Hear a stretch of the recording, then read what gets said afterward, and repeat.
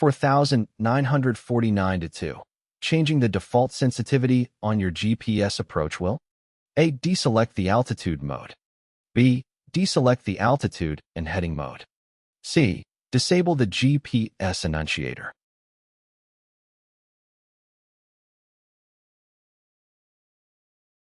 The correct answer is C.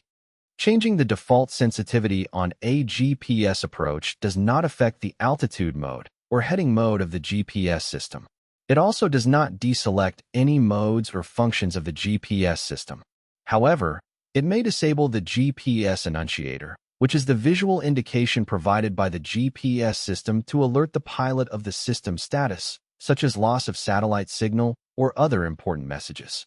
Adjusting the sensitivity settings should be done carefully and in accordance with the manufacturer's instructions to ensure proper functioning of the GPS system. Q4949-3. In a technically advanced aircraft, TAA, the typical warning message is A. Flashing red indication with a repeating tone. B. Yellow indication with a single tone. C. White or green indication with no tone.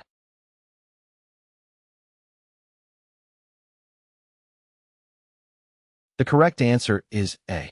In a technically advanced aircraft, TAA, a typical warning message is displayed as a flashing red indication accompanied by a repeating tone. This combination of visual and auditory alerts is designed to quickly draw the pilot's attention to a critical situation or abnormal condition that requires immediate action or attention. The flashing red indication and repeating tone help to ensure that the warning message is highly noticeable and not easily overlooked during flight operations. Q4949-4. On a WAAS-capable GPS approach, what is the significance of LNAV+V being displayed? A. Advisory vertical guidance is provided to the pilot that must be used in lieu of published step-down fixes on the instrument approach. B. Advisory vertical guidance is provided as an aid to the pilot during the descent to the runway. C. Approved vertical guidance to descend to the decision height is provided to the pilot.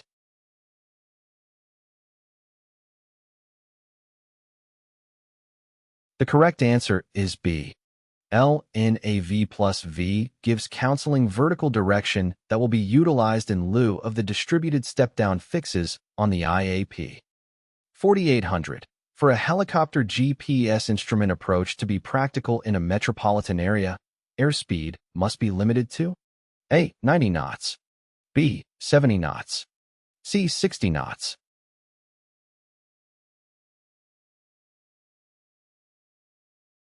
The correct answer is B.